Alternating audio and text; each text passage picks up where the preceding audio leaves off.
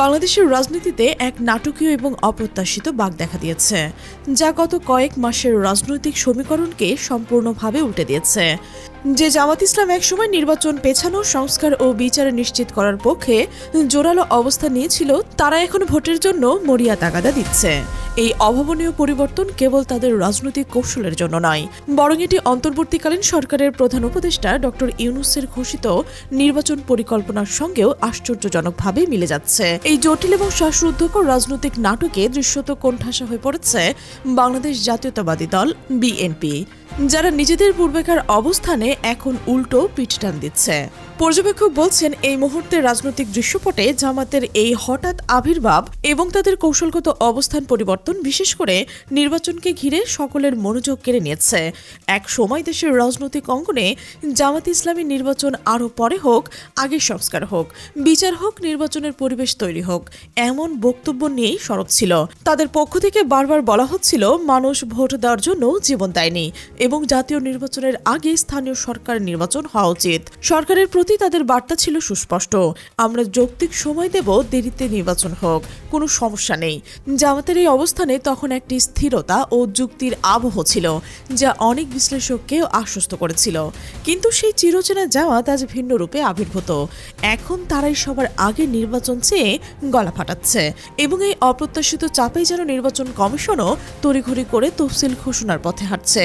সময়কালের একটি সাম্প্রতিক প্রতিবেদনের এই পরিবর্তনের ইঙ্গিত দিয়ে বলা হচ্ছে, সময় দেওয়ার কথা বলা জামাত এখন নির্বাচনের জন্য তারা দিচ্ছে।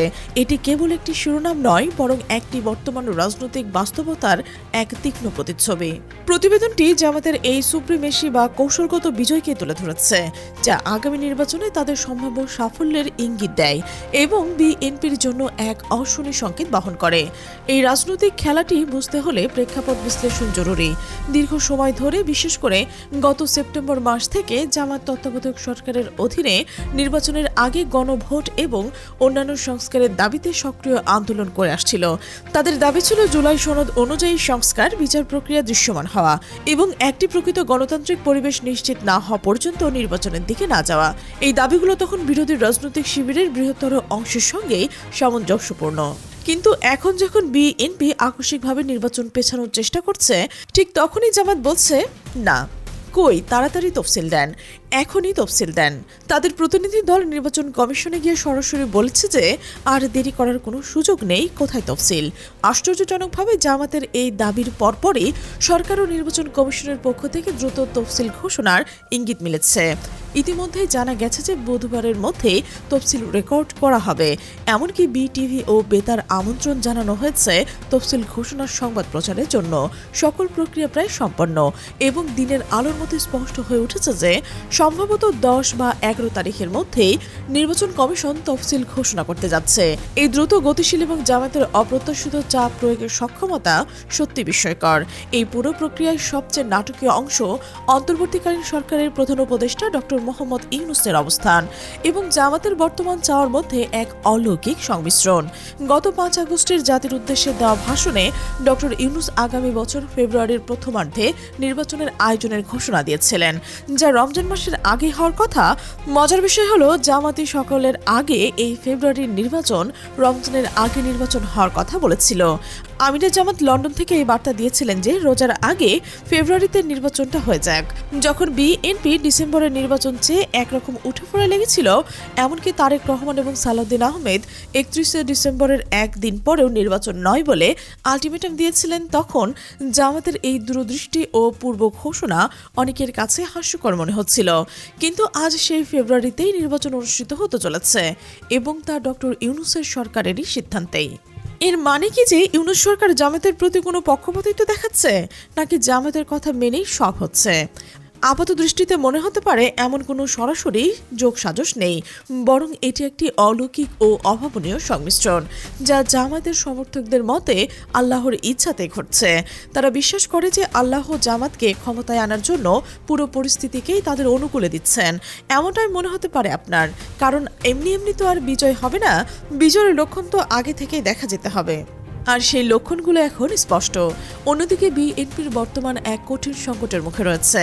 নির্বাচন এখনই চাই বলে যারা একসময় মাঠ গরম করছিল তারা এখন ভোট পেছানোর ষড়যন্ত্রে লিপ্ত আছে বলে অভিযোগ করছে।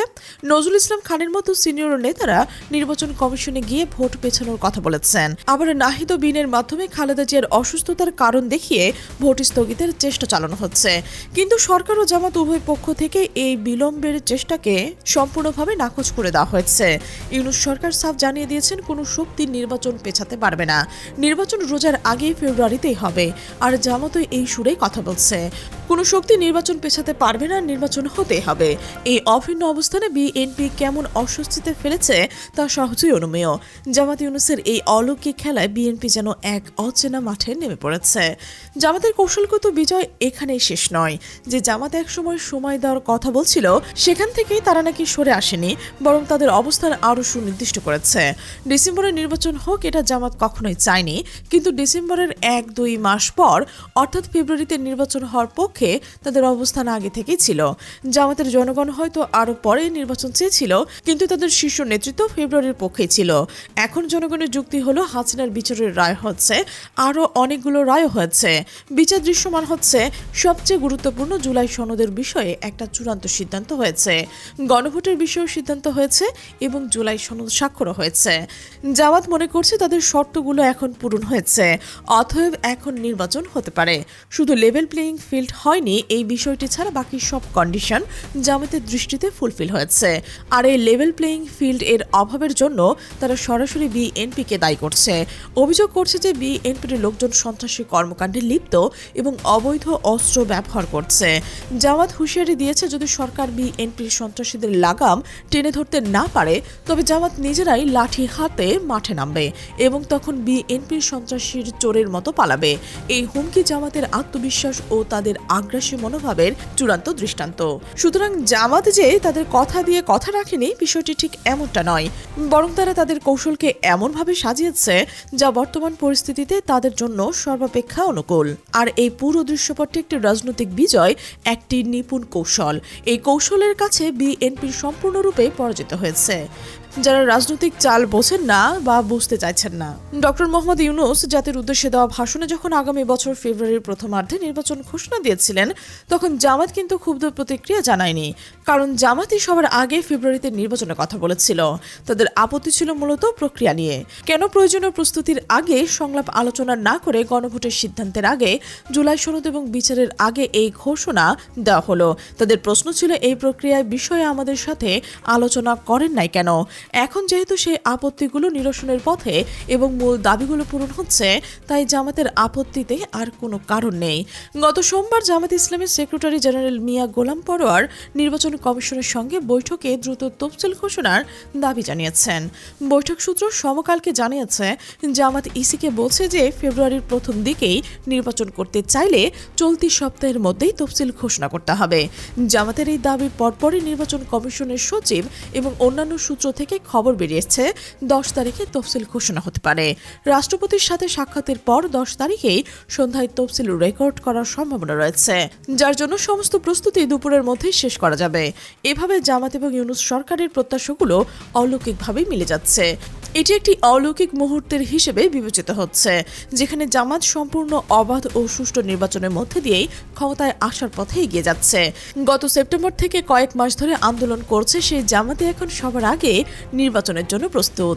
এটি তাদের আরও একটি স্মার্ট চাল, আরও একটি খেলা। আর এই খেলায় বিএনপি ধরা খেয়েছে এবং দৃশ্যত রাজনৈতিক ময়দানে পিছিয়ে পড়েছে। এই অভাবনীয় রাজনৈতিক সংমিশ্রণ কেবল একটি নির্বাচনের পূর্বাভাস দিচ্ছে না, বরং এটি বাংলাদেশের ক্ষমতার ভারসাম্যে এক দীর্ঘস্থায়ী পরিবর্তনের ইঙ্গিত দিচ্ছে। জামাতের কৌশলগত দক্ষতা এবং দুর্পরিবর্তনশীল পরিস্থিতিতে নিজেদের মানিয়ে নেওয়ার ক্ষমতা সবকিছুই তাদের একটি শক্তিশালী অবস্থানে নিয়ে এসেছে। বিপরীতে বিএনপি নিজেদের কৌশলগত দুর্বলতা, অভ্যন্তরীণ বিভেদ এবং পরিবর্তিত রাজনৈতিক স্রোতের সঙ্গে তাল মেলাতে না পারার ব্যর্থতার কারণে এক গভীর সংকটে নিমজ্জিত। আসন্ন নির্বাচন কেবল ভোটের লড়াই হবে না, এটি হবে বাংলাদেশের রাজনৈতিক ইতিহাসে এক নতুন অধ্যায়ের সূচনা, যেখানে অপ্রত্যাশিত জোট এবং অভাবনীয় কৌশলগুলোই নির্ধারিত করবে দেশের ভবিষ্যতের গতিপথ।